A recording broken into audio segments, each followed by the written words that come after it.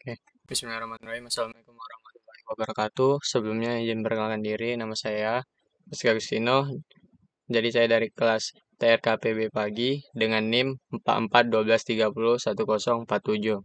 Jadi sebelumnya saya akan menjelaskan 4 soal UTS dari ilmu kekuatan bahan. Jadi kita langsung aja ke nomor 1. Jadi untuk soal nomor 1 ini ada petunjuknya. Petunjuk umumnya kita menggunakan satuan SI, N, mm, megapascal, sama gigapascal. Selanjutnya ini ada di soal ini ada misalkan D, 2 digit terakhir NIM. Jadi di D ini, nilai D ini kita ganti dengan 2 terakhir NIM kita. Jadi saya menggunakan 47 karena nilai NIM saya belakangnya 47. Selanjutnya ini ada pembulatan hasil akhir 3 angka signifikan. Jadi untuk soal itu nanti kita bakal bulatkan 3 angka signifikan di akhirnya. Oke, kita langsung aja ke soal pertama. Sebuah plat bar pengikat tie bar pada JIG pengelasan blok kapal menerima gaya tarik sebesar, ini ada P 20 plus 0,5 D KN, material baja karbon E 200 gigapascal, dimensi penampang lebar B-nya itu 60 mm, tebal T 8 plus 0,1 D mm, dan panjang ukur gauge length L-nya itu sekitar 500 mm. Nah, pada soal nomor 1 ini kita dapat 4 pertanyaan. Yang pertama tegangan normal rata-rata, 2 regangan normal, yang ketiga ada pertambahan panjang, dan selanjutnya yang keempat apakah kondisi aman jika tegangan izin di galangan ditetapkan 140 megapascal. Jadi aman atau tidak, misalkan aman berikan alasan singkatnya, atau tidak berikan alasan singkatnya. Oke, kita langsung aja ke jawabannya. Jadi untuk jawaban itu sebelum kita mendapatkan ini nilai tegangan, regangan, pertambahan panjang, kita harus tahu dulu luas penampang ya. Oke. Jadi sebelum luas penampang juga kita harus masukkan rumus-rumus sebelumnya yang dari nilai gaya tarik ini P sama material ini kita masukin dulu. Kita langsung dapatkan aja dari D yang kita dapat tadi, dari NIM saya 4,47. Kita tinggal masukin aja sesuai rumus yang udah disediakan. P 20 plus 0,5 D KN. Jadi itu kita tinggal masukin aja 20 plus 0,5 dikali 47. 20 plus 2 itu 0,5 dikali 47 itu dapat hasilnya 23,5. Jadi kita dapat hasil dari P ini 43,5 kN Newton. Kita ubah dulu gayanya itu jadi ke Newton, jadi kita dapat 43.500. Oke. E-nya itu udah dapat di sekitar 200 gigapascal, karena kita ubah ke megapascal jadi 200.000. Dengan B-nya 60 mm.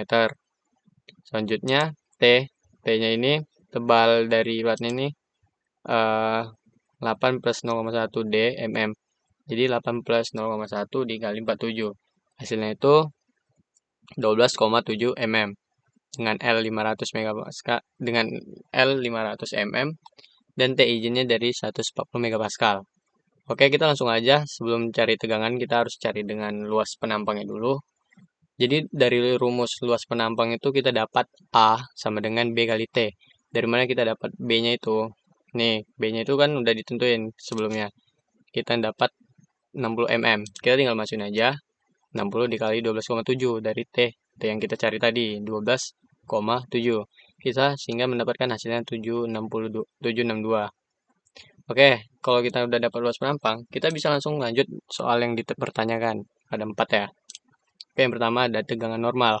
Untuk rumus tegangan normal itu sendiri, P dibagi A. Kita langsung masukin aja P-nya itu 43.500 dibagi A-nya itu 762, luas penampang nih. Jadi kita dapat hasilnya 57,086 yang dibulatkan menjadi 57,1. Selanjutnya kita cari regangan normal rata-rata dari soalnya. Untuk rumus regangan itu sendiri, ini udah ada tegangan normal dibagi E. Oke, langsung aja kita masukin tegangan normalnya itu 57,1 per E-nya itu tadi 200 megapascal. Ini kan udah satuannya udah disamain nih 57,1 megapascal. Jadi kita tinggal langsung hitung aja. Jadi hasilnya 0,0002855 dikali 100% karena mau dibulatkan. Nah, jadi kita tinggal notasi. Ini dapat 0,0828%, jadi di notasi ilmiah kan menjadi 2,88 kali 10 min 4. Jadi ini untuk tegangan normal rata-rata yang kita dapatkan dari soalnya. Nih, dari sebuah soal nomor 1. Selanjutnya, pertambahan panjang. Untuk rumus pertambahan panjang itu sendiri, kita regangan normal dikali L. Nih, L 500 ya. Jadi kita tinggal masukin aja 0,000285 dikali 500 mm. Itu kita dapat soalnya jadi 0,142 mm. Oke. Selanjutnya ini nomor 4. Nomor 4 ini persoalan kayak perumpamaan gitulah. Kayak inti dari soal nomor 1. Kayak apakah kondisinya aman jika tegangan izin di galangan ditetapkan 140 MPa. Jadi dari tegangan normal yang kita dapat itu 57,1 MPa. Masih ada sekitar range dari 57 ke 140 itu ada sekitar 90 MPa. Otomatis dari tegangan yang kita dapatkan itu masih terbilang aman, sangat jauh dari eh, tegangan izin yang galangan tetapkan. Jadi untuk nomor 1 ini kondisinya cukup aman. Oke, kita langsung aja kembali ke nomor 2. Jadi untuk nomor 2 ini menjelaskan tentang kurva ya, kurva yang ada di galangan dengan tegangan dan regangan. Jadi untuk kurva ini sendiri dia ada terbagi dalam 4. Nih, itu ada deformasi elastis, titik luluh yield, atau deformasi plastis, dan yang terakhir ada titik patah fraktur. Nah, teman-teman bisa tengok ini ada panah biru nih, elastis region. Itu deformasi elastis. Bagian awal. Jadi deformasi elastis ini bagian awal dari kurva, di mana hubungan antara tegangan dan regangan bersifat linear dan mengikuti hukum Hooke. Jadi pada wilayah ini material akan kembali ke bentuk semula setelah beban dihilangkan. Jadi kayak deformasi ini bersifat kayak sementara guys. Jadi kayak deformasi elastis masih bisa kayak kembali ke tegangannya itu semula. Oke. Jadi selanjutnya itu ada titik luluh yield. Nah, setelah deformasi elastis itu sendiri, itu adalah titik luluh. Jadi di mana titik ini kayak titik luluh setelah dari deformasi elastis itu kayak atau ya titik luluh itu atau kekuatan luluh. Titik pada kurva ini di mana material mulai mengalami deformasi plastis permanen. Jadi setelah kayak mengalami deformasi kayak masih bisa kembali ke titik normal itu. Ini berbeda dengan yield. Jadi ketika tegangan ini kayak secara terus menerus itu bakal bisa jadi permanen. Kayak setelah melampaui titik ini, jika beban dihilangkan, material tidak akan sebenarnya kembali ke bentuk aslinya, meninggalkan regangan permanen. Titik ini sering ditentukan menggunakan metode offset untuk material yang tidak memiliki batas luluh yang jelas. Jadi kayak misalnya udah ada titik kayak pada titik luluh ini, tegangan material itu nggak bakalan kembali seperti normal lagi guys. Jadi selanjutnya ini ada deformasi plastis. Nih, ultimate strength. Ini adalah wilayah kurva setelah titik luluh, di mana peningkatan tegangan menyebabkan deformasi permanen atau irreversible. Pada wilayah ini terjadi penguatan regangan, di mana material nih, ultimate strength ya, itu kan tegangan yang lebih besar untuk terus berdeformasi. Kayak semakin besar tegangan itu, kayak yang dihasilkan semakin bengkok gitulah, kayak tegangannya gak stabil. Selanjutnya, puncak kurva ini pada wilayah ini adalah kekuatan ultimate strength, yang merupakan tegangan maksimum yang dapat ditahan material sebelum mulai terjadi pengecilan penampangan. Jadi ini bisa bakal menjadi pengecilan kayak dari material itu sendiri. Selanjutnya yang terakhir adalah titik patah, fraktur. Nah, setelah melewati 3 tahap sebelumnya, pada titik patah fraktur ada yang deformasi elastis, titik luluh, yield, deformasi plastik. Titik patah ini adalah titik yang dimana material akhirnya gagal atau putus. Setelah tertahan dia mulai permanen di ultimate, selanjutnya patah pada di fraktur.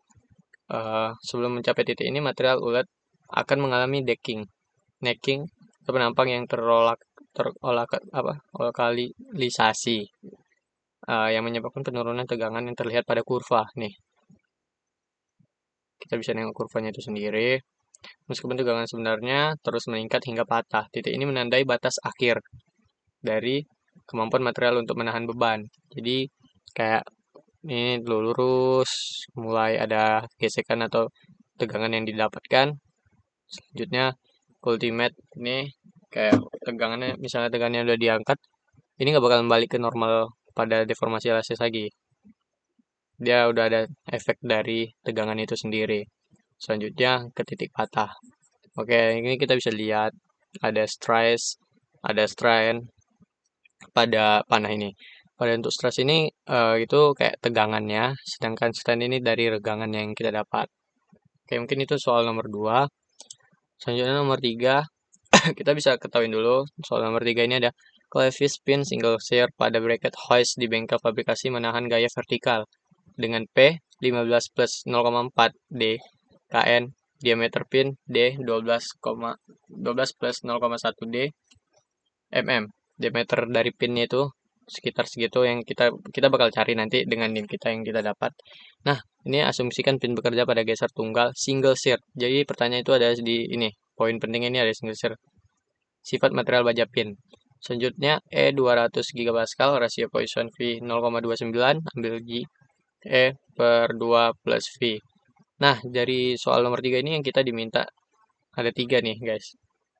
Ini kurang lebih sama kayak nomor 1, cuman ini tegangan dan regangan rata-rata kayak tegangan geser. Sedangkan yang tadi kan nomor 1 itu tegangan tetap. Oke, tegangan geser, bagaimana kondisi aman dan jika tegangan geser jika izin bengkel 100 megapascal. Nah, ini tadi limitnya di 100, sedangkan sebelumnya kan di 140. Oke, kita langsung aja ke jawabannya. Oke, untuk nomor 3 ini kita diketahuin D saya masih dengan 47. Kita langsung masukin aja rumus-rumusnya. P 15 ini rumus sebelumnya ini kita langsung masukin aja angka-angkanya.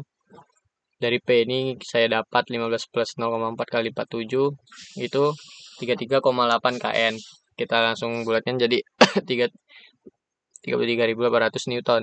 Sedangkan diameter dari pinnya itu diameternya itu 12 plus 0,1 D atau 12 plus 0,1 dikali 47. Itu saya dapat hasilnya 16,7 mm. Nah, ini tinggal dipindahin aja E dan V-nya. Dan T izinnya itu 100 megapascal. Nah, yang ditanyakan tadi tegangan dan regangan. Untuk kita dapat tegangan dan regangan ini, dua ini, kita harus melewatin dulu modulus geser dan luas menampang, sama kayak sebelumnya.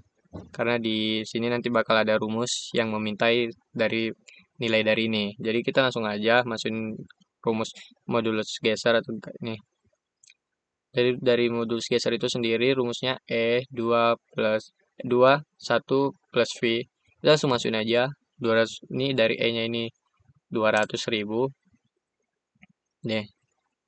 Gigapascal kan 200. Jadi kita jadikan megapascal jadi 200.000 per 21 plus 0,29. Jadi tinggal kali-kaliin aja, guys. Kayak itu dari rumus ini saya mendapatkan hasilnya 7751 megapascal. Selanjutnya kan udah dapat nih modulus geser. Kita langsung cari luas menampangnya. Dari rumus luas menampang itu pi di kuadrat per 4. Jadi pi kali 16,7. Dari mana 16,7 ini? Jadi dari diameter. Diameter. Ini kan 12 plus 0,1 kali D. Nah, dari diameter saya mendapatkan 16,7. Jadi tinggal dikaliin aja. Dapat pi kali 278,89 per 4. Itu 3, saya langsung aja. Hasilnya itu 3,1427889 per 4, hasilnya 218,9 mm. Oke, sudah kita dapat, berarti kita sudah bisa menentukan nilai tegangan geser dan rata-rata dan regangan gesernya. Jadi untuk rumus tegangan geser rata-rata atau yang disebut AVG itu P ASR 3, kita tinggal masukin aja nih.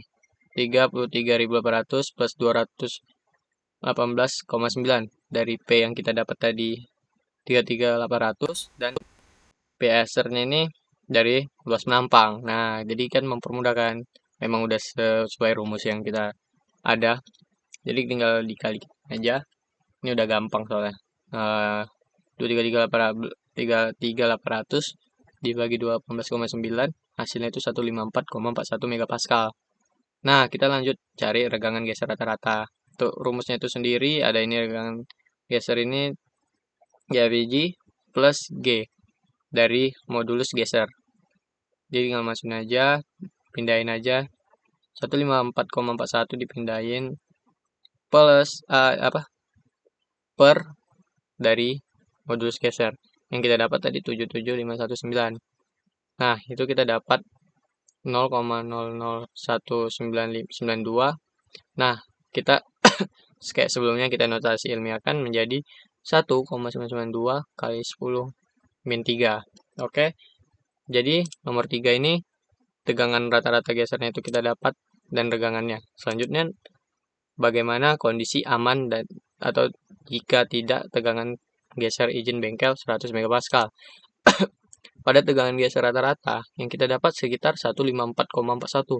Nah, ya sedangkan dari kondisi amannya ini itu sekitar 100 megapascal. Otomatis range dari poin megapascal ini kayak melebihin dari tegangan geser izin bengkelnya itu sekitar 54,41. Otomatis single ininya materialnya ini tidak memadai dari izinnya itu sendiri. Jadi kondisinya bisa dibilang tidak aman. Oke. Selanjutnya kita langsung ke nomor 4. Jadi untuk nomor 4 ini kita langsung baca aja. Dalam sebuah industri fabrikasi, sebuah batang aluminium dengan panjang 1,5 meter dan diameter 4 cm sedang diuji untuk mengetahui responnya terhadap gaya tarik aksial. Gaya sebesar 40 km Newton diberikan secara perlahan hingga batang mengalami perpanjangan sebesar 2 mm. Dia kayak memanjang itu. Jadi modulus elastis aluminium adalah 70 gigapascal. Namun, saat menggunakan material yang berbeda dengan panjang dan diameter yang sama, yaitu baja dengan modulus elastisitas 200 gigapascal, pengujian yang sama dilakukan akan tetapi gaya yang diberikan pada batang baja adalah 40 km Newton, sama seperti gaya yang diterapkan pada batang aluminium. Nah, jadi pada soal nomor 4 ini, dia kayak ada perbandingan dari bahan ya, aluminium dan baja. Nih, aluminium dan baja tapi dengan nilai yang sama. Nah, inti dari pertanyaan ini ada dua. Yang pertama diminta hitung tegangan dan regangan yang terjadi pada batang aluminium. Nih, bahan aluminium. Selanjutnya, hitung panjang perpanjangan yang akan terjadi pada batang baja saat diberikan gaya yang sama sebesar 40 km Newton. Kita langsung aja. Nah, di sini ada perbandingan aluminium dan baja. Cuman seperti soal yang sebelumnya bilang nilainya tetap sama, cuman perbedaan dari bahannya itu sendiri. Kayak aluminium dan baja. Ini kita langsung masukin aja, diubah ke satuannya meter, milimeter biar lebih mempermudah. Ini udah di ini. Kita langsung aja ke soal yang ditanya tegangan dan regangan. Kita langsung masukin aja rumusnya. A sama dengan pi kali D kuadrat.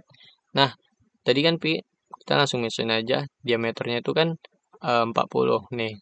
40 milimeter kuadrat. Jadi kita tinggal masukin aja 3,14 dikali 1600 dari diameter yang kita dapat. Itu dapatnya sekitar 1256 mm kuadrat.